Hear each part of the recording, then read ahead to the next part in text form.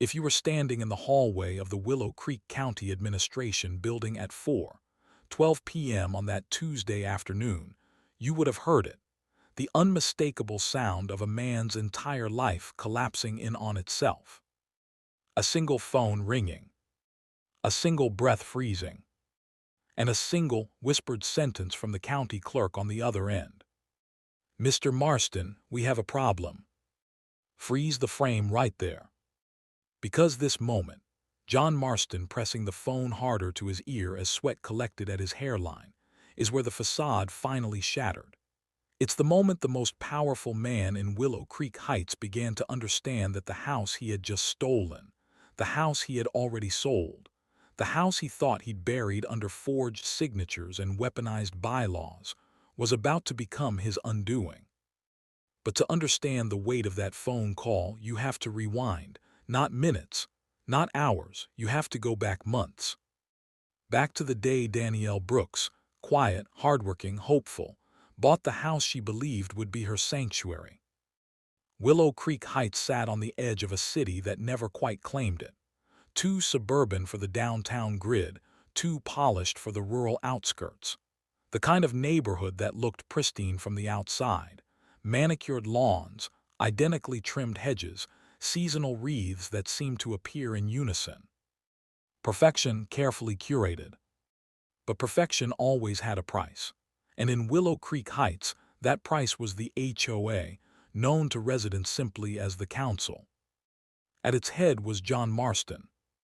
8 years of power had molded him into something sharp, like a blade someone forgot to put down. He walked with the confidence of a man who believed rules existed for others, not for him. His office inside the HOA building was filled with plaques: Community Excellence Award, Citizen of the Year, Outstanding Leadership. All self-nominated, all self-approved.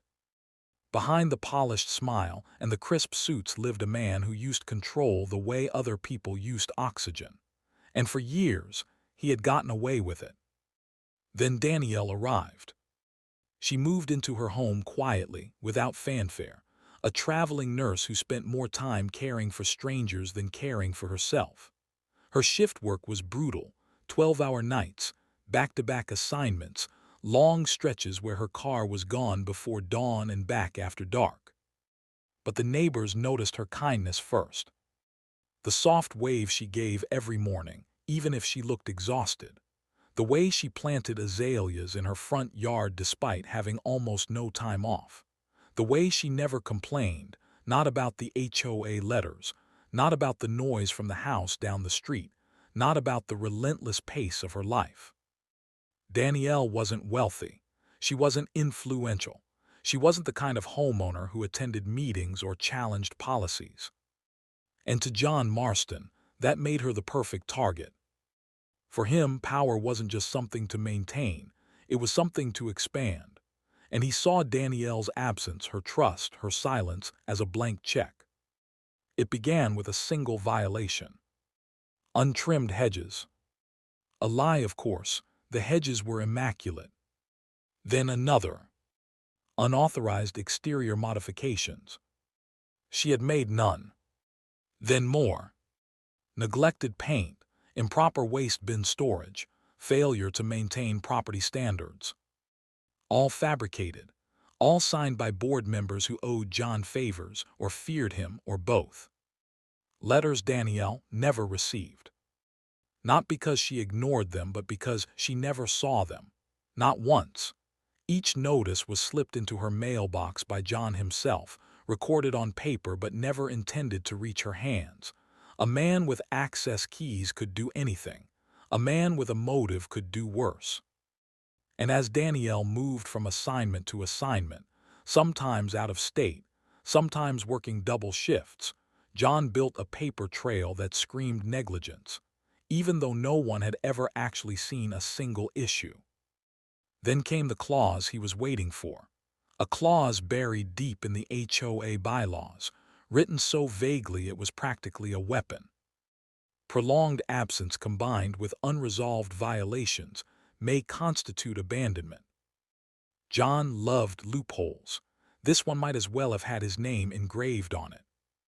Behind closed doors, at meetings Danielle was never told about, John declared her property abandoned. With a unanimous vote from a board he controlled, the house was transferred to the HOA through a quiet title action. Not legal, not ethical, not even subtle. But John didn't need subtle, he needed profit. And profit arrived quickly. Within days, his cousin's real estate company had listed the home. Within hours, a buyer appeared, one who had conveniently purchased properties from John's connections before. And on that Tuesday afternoon, when the sale officially processed, John leaned back in his chair with a smile so smug it felt like a stain on the air. He poured himself a drink. 8 years of corruption had taught him one lesson: no one ever questioned him. No one ever caught him. Until 10 minutes later. 10 minutes after a house changed hands. 10 minutes after the ink dried. 10 minutes after John congratulated himself on another victory. The phone rang. The county clerk was calling. And in the minutes that followed, every lie John had ever told, every forged document, every manipulated bylaw, every stolen property, began snapping like frayed wire. But John didn't know yet that there was more. He didn't know that Danielle, exhausted from an early flight, had just landed. He didn't know that she was unlocking her phone.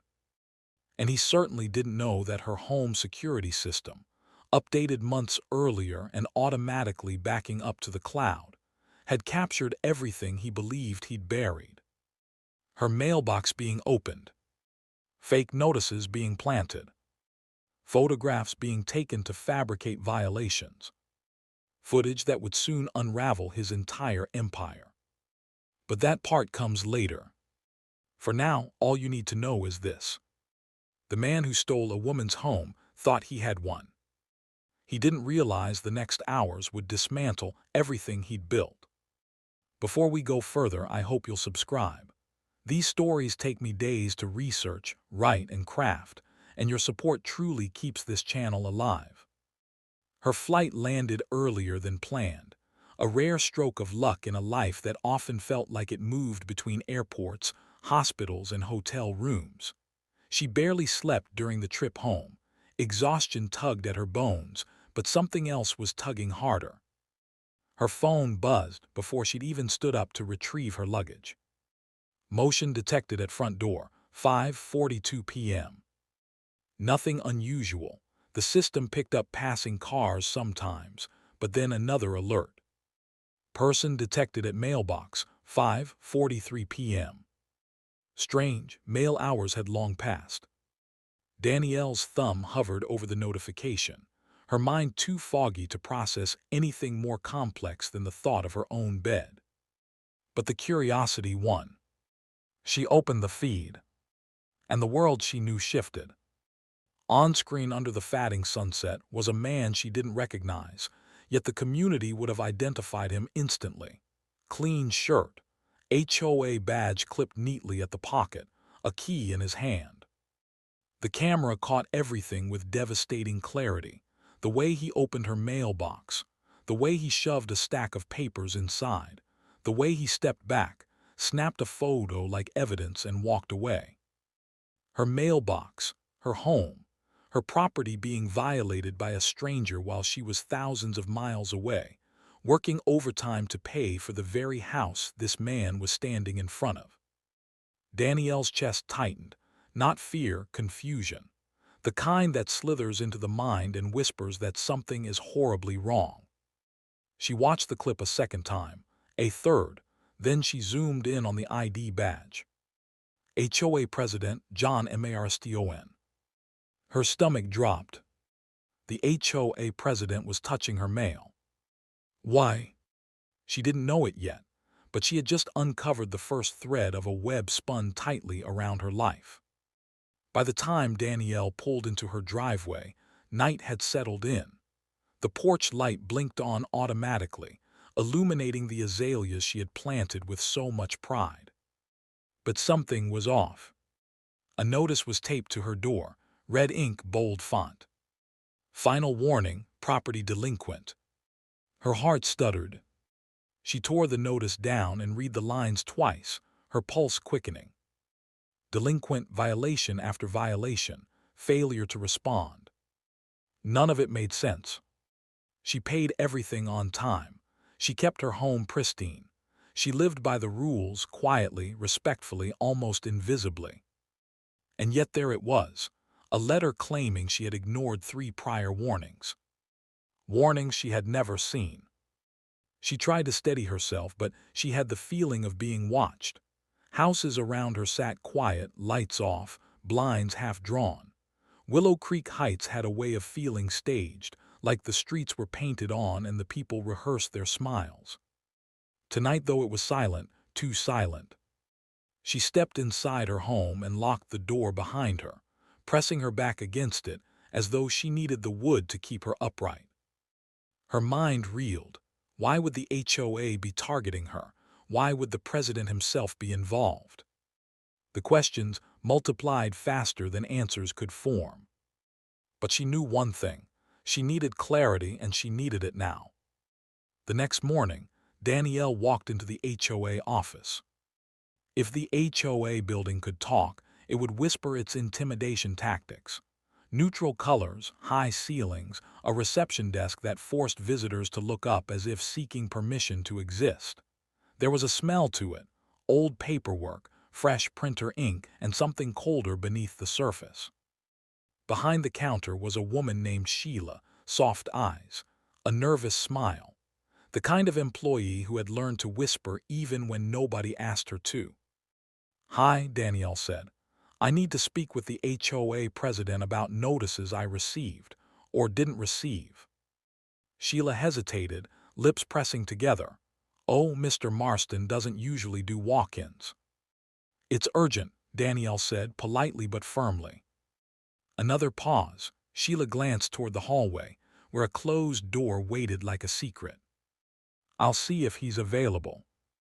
Minutes passed, 10 of them. Then the door opened and John Marston stepped out. His smile was wide, practiced, empty.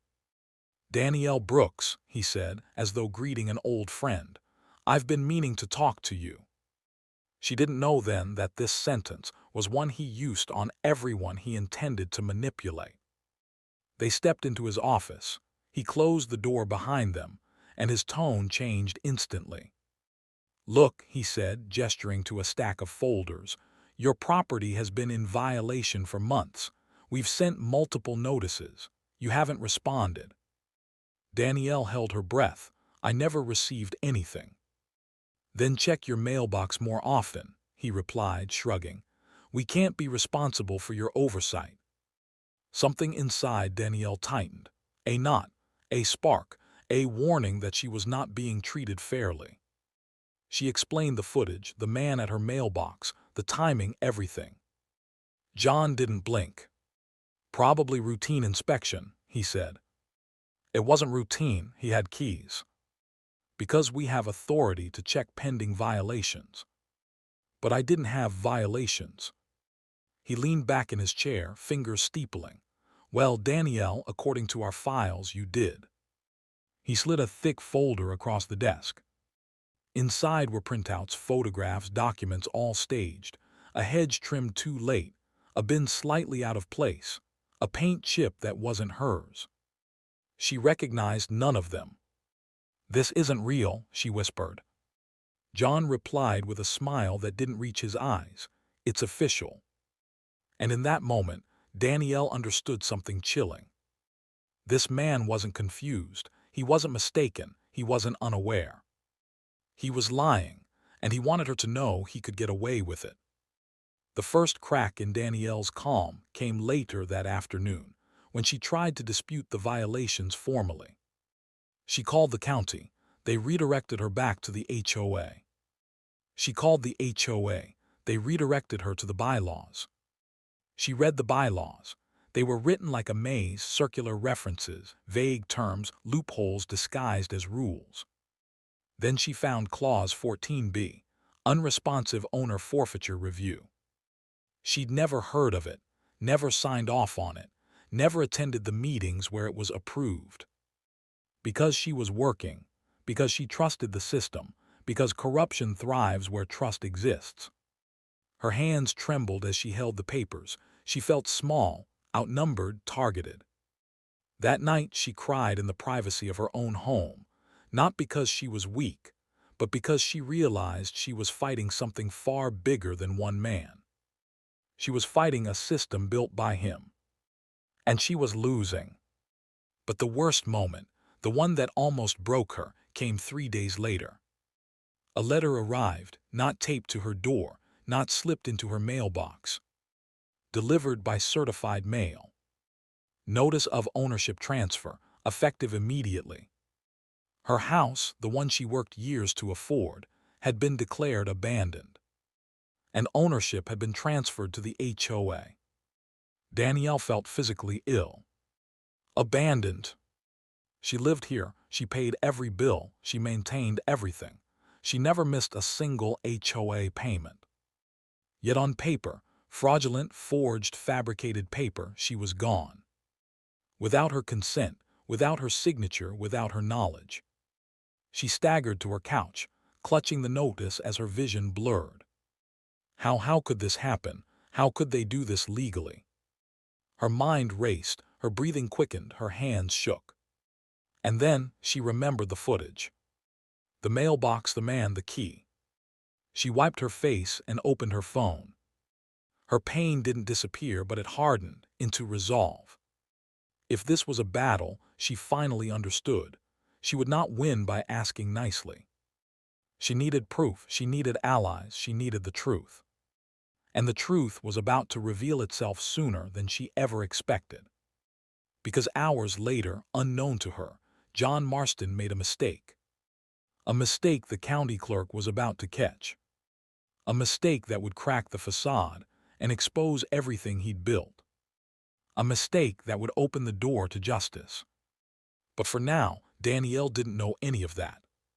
She only knew the sickening feeling of sitting in a house that no longer belonged to her, because a powerful man decided he wanted it. And she made a silent promise to herself. Have you ever been in a situation where someone abused their position and you felt powerless to fight back? What did you do, or what do you wish you had done? The first step wasn't dramatic, it wasn't cinematic, it wasn't even satisfying. It was a laptop on her kitchen table, a cup of cold coffee, and hours of staring at documents she could barely understand. HOA bylaws, property codes, quiet title procedures, certified letters, meeting notes. All of it written to obscure instead of clarify. Halfway through the night, she found herself rereading the same paragraph over and over, trying to understand how any of this could be legal. That's when she realized it wasn't legal. The signatures didn't match, the timestamps were suspicious, and the notary, something about that name nagged at her. She copied it down and decided to check it later. But fatigue eventually weighed on her, and she fell asleep on the couch with her laptop still open. When sunlight hit her eyes the next morning, something else hit her first. A name she didn't recognize on one of the transfer documents. Reviewer A. Donnelly. Who was that? Why hadn't she seen this person mentioned before? A reviewer shouldn't appear only once. She scribbled the name onto her growing list of oddities. She didn't know it yet, but this name would matter. It would matter a lot. Later that afternoon, she returned to the HOA office, but this time she didn't go to confront John. She went for information. Behind the counter sat Sheila, the receptionist with soft eyes who always looked like she was holding a secret too heavy for her hands. Danielle approached. "Hi," she said gently. "I was hoping you could help me understand some of the meeting notes. I can't find anything regarding my hearings." Sheila hesitated, the hesitation of someone who knew something was wrong but had never dared say it. She lowered her voice. "Danielle, those meetings were off the books." "Off the books?" Sheila swallowed hard. "I didn't say anything," she whispered quickly. I'm not supposed to." Her eyes darted toward the hallway. toward John's closed office door. Danielle's heart raced. The pieces were aligning in ways she hadn't considered.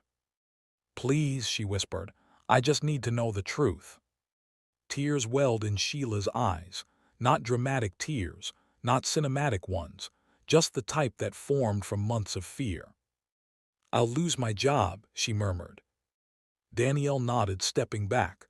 "I understand, thank you." She left without pressing further. But she had seen something important: fear. Fear meant pressure, pressure meant secrets, secrets meant leverage. And leverage meant she could pull harder. That night, while reviewing her security footage again, she noticed something she'd missed. The date of the mailbox incident. It predates the first supposed violation by 3 days. Meaning the HOA president was fabricating evidence before there was even a pretense of a problem. It wasn't negligence, it wasn't confusion, it wasn't bureaucracy. It was fraud. Predetermined, planned, executed. Precisely. Her breath hitched, her hands trembled, but that spark inside her, the one that began the moment she saw the footage, flared hotter. She needed help: legal, administrative, maybe even criminal justice help. She couldn't fight this alone. The next morning, Danielle visited the county clerk's office, the same office that would call John just days later. The clerk who greeted her was a middle-aged woman with sharp eyes and a sharper sense of procedure. "Hi," Danielle said. "I'm trying to understand a document filed regarding my home." She handed the woman the quiet title transfer.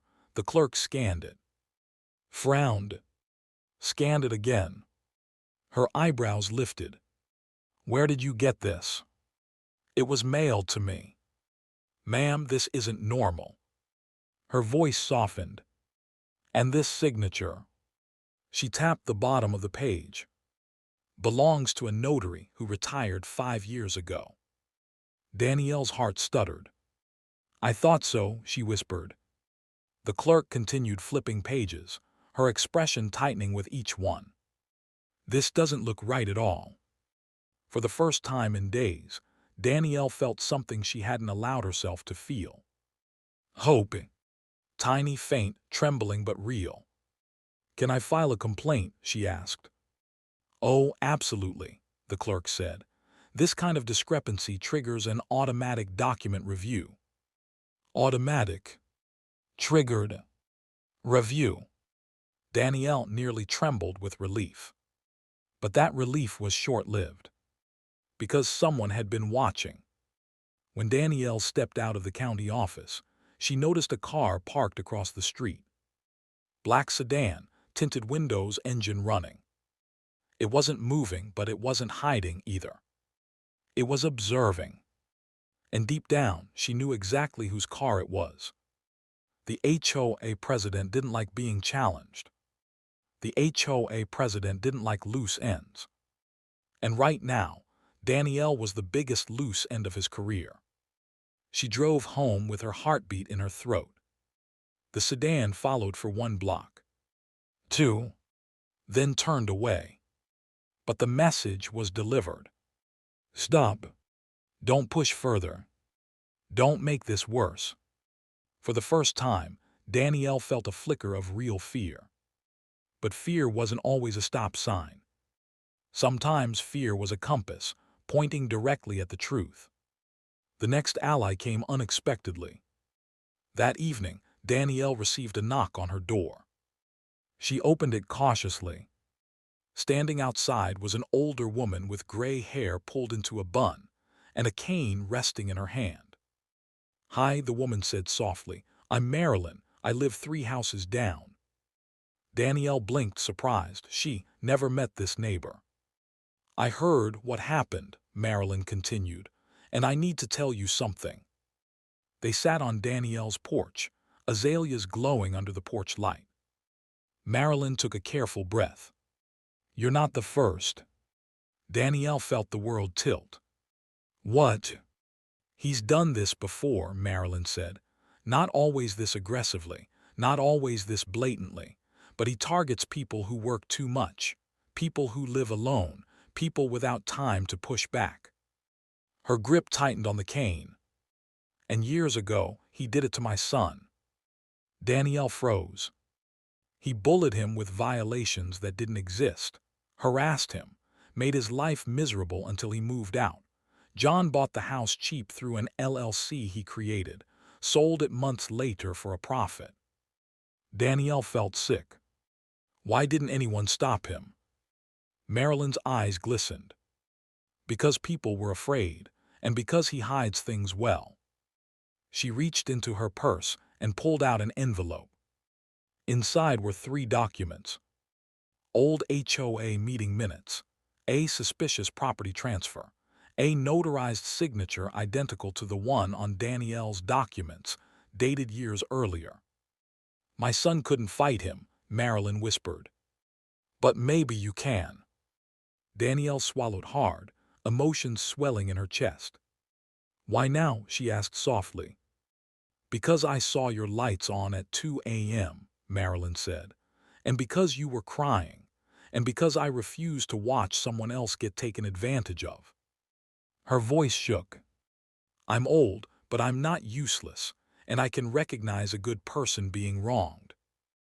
Danielle hugged the documents to her chest. This wasn't just about her anymore.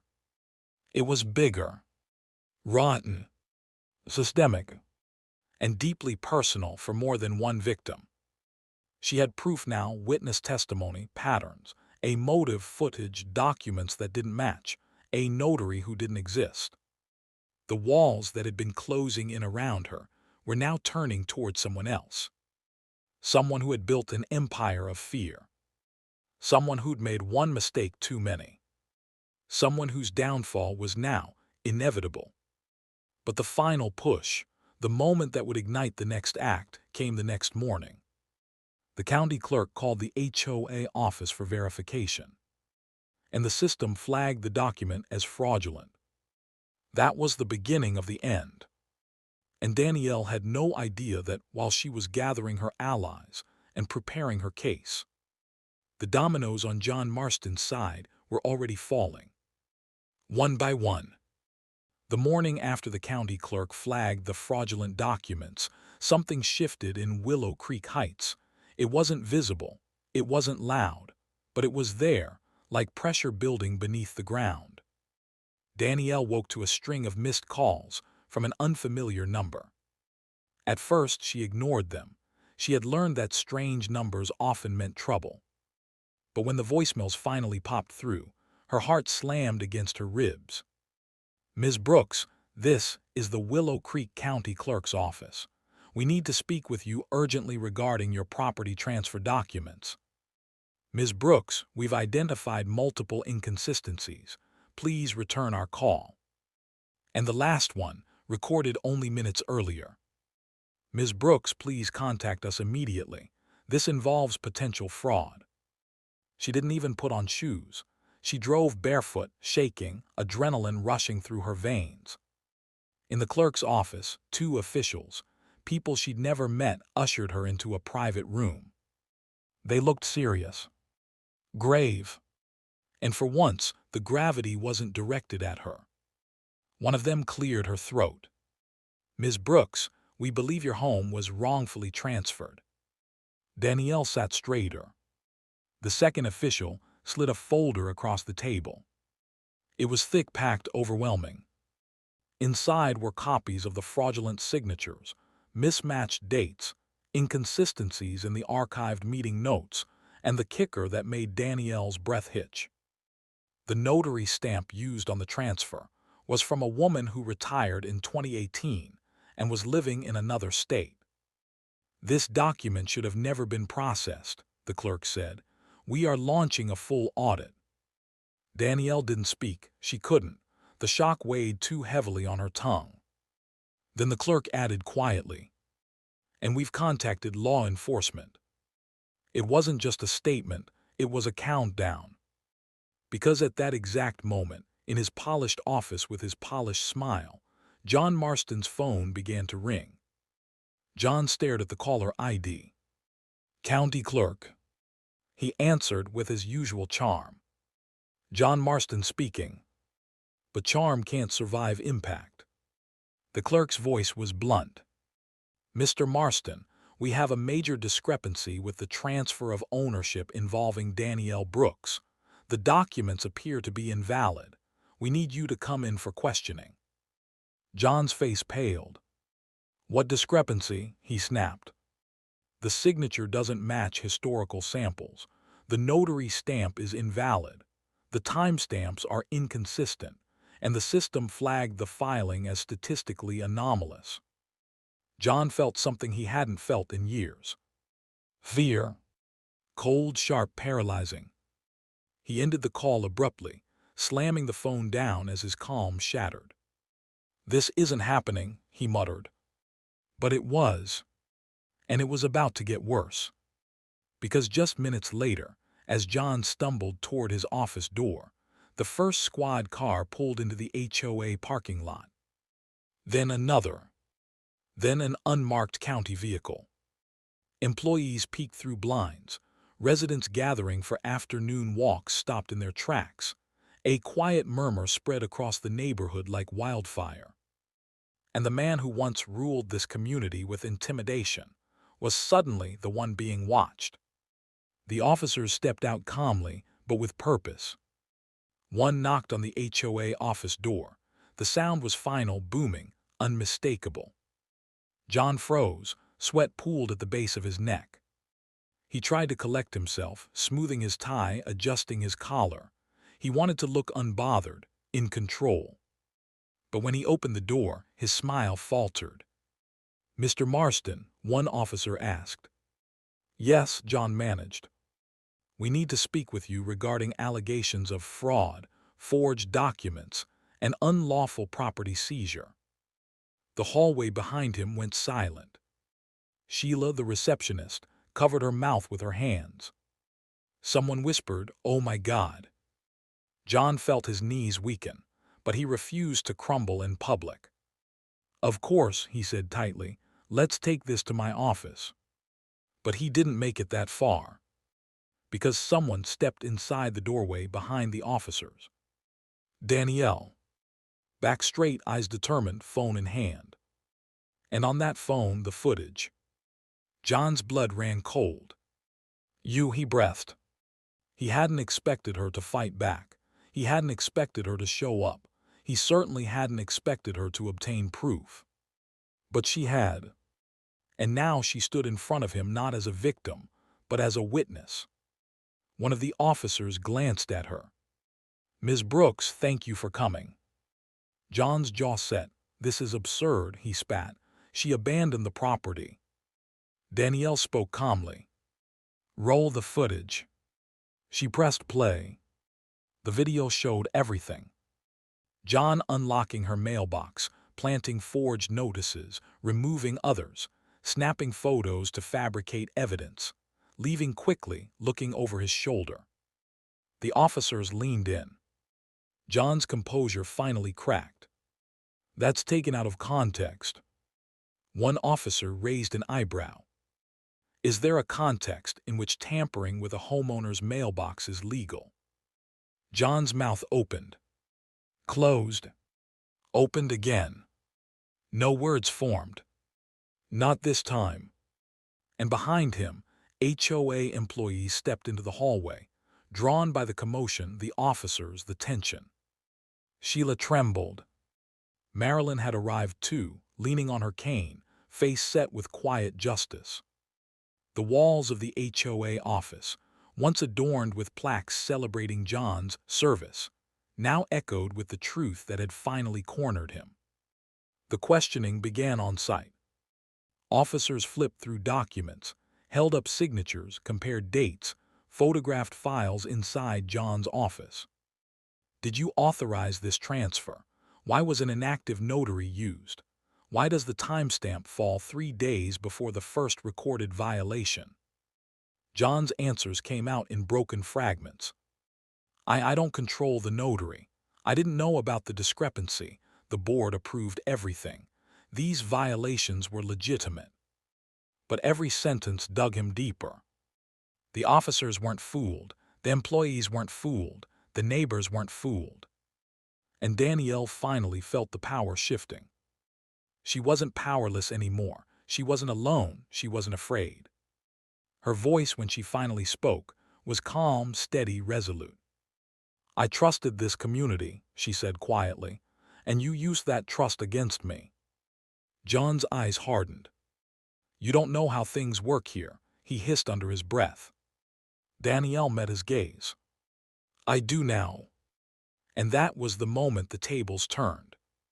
The officers exchanged a glance. "Mr. Marston," one said, "you are not under arrest at this time, but you are required to accompany us for further questioning.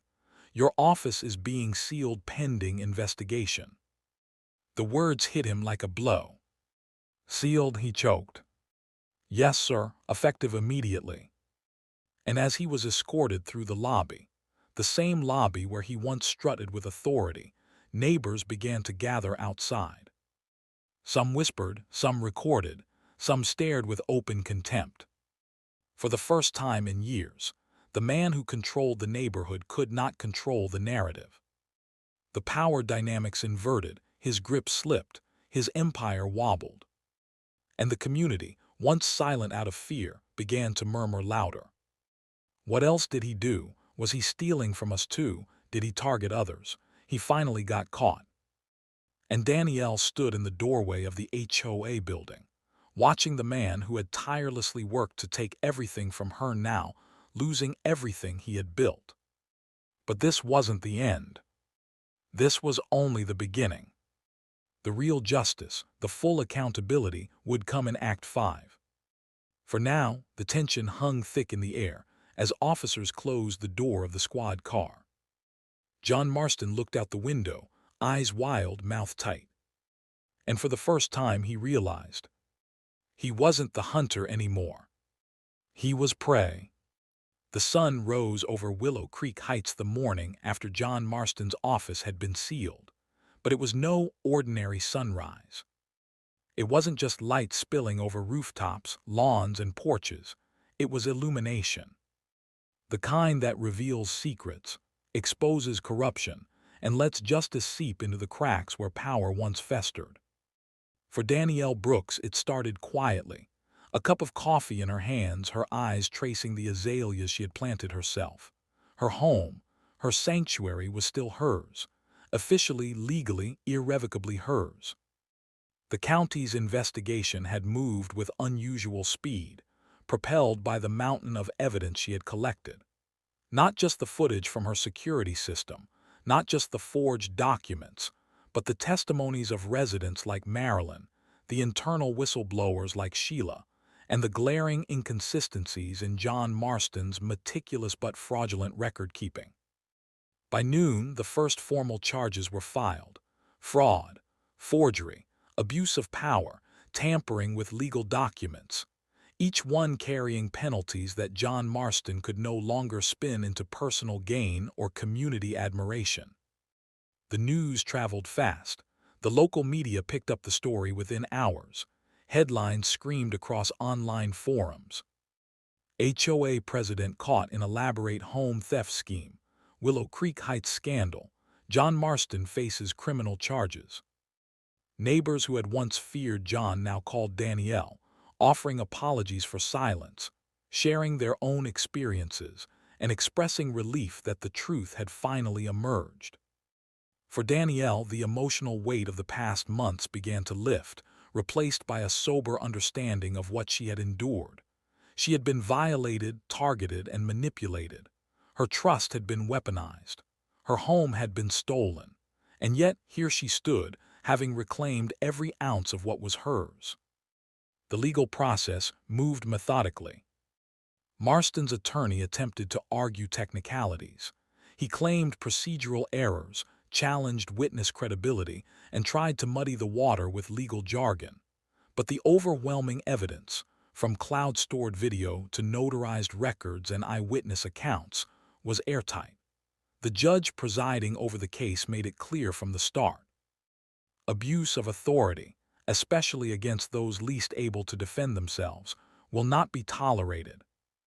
By the end of the month, John Marston was removed from the HOA permanently. His assets tied to illicit transfers were frozen, his public image irreparably damaged, and criminal charges pending. The board members who had colluded or turned blind eyes were also investigated, several resigning quietly to avoid further scrutiny. For the community of Willow Creek Heights, the effects rippled outward. Trust had been fractured.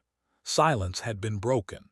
People who had previously stayed in their homes out of fear now spoke openly, attending HOA meetings, questioning authority, and demanding transparency. What John had built on intimidation crumbled into accountability. For Danielle, the victory was personal as much as it was public. She held a small gathering on her porch with Marilyn, Sheila, and a few neighbors who had come forward. They shared stories, tears, and laughter. The weight of months of injustice began to dissipate in the warmth of community solidarity. "You did what no one else dared," Marilyn said, her voice firm but kind. "You fought for yourself and for all of us." Danielle nodded, eyes scanning the familiar streets that had once felt like a cage. "I didn't do it alone," she replied. "We did it together." Her words were honest. Justice had never been a solo battle. It had required courage, allies, meticulous preparation, and unwavering resolve. And while the scars of the ordeal remained, emotional bruises, sleepless nights, moments of doubt, Danielle now carried a deeper sense of empowerment. She had stared down corruption, reclaimed her home, and forced accountability into a system that had been designed to favor the powerful. Meanwhile, John Marston's fall became a cautionary tale. Former colleagues, board members, and friends publicly distanced themselves. Some faced professional consequences themselves. In interviews, reporters chronicled his decade-long manipulation of Willow Creek Heights, detailing the meticulous plans, the forged documents, and the lives disrupted in his quest for control. He became a study in hubris, how someone who believed himself untouchable could unravel in minutes when confronted with evidence, courage, and truth. Even years later, in Willow Creek Heights, his name evoked a warning. Power unchecked breeds corruption. And the residents, once silent, never forgot it again. For Danielle, life returned to a semblance of normal.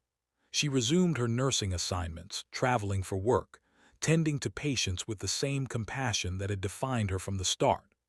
But now, each time she returned to her home, she walked through the front door with a quiet triumph, a reminder that justice had a pulse, that integrity mattered, and that she had stood firm when the odds were stacked against her. Her porch, her azaleas, her home, everything was hers again.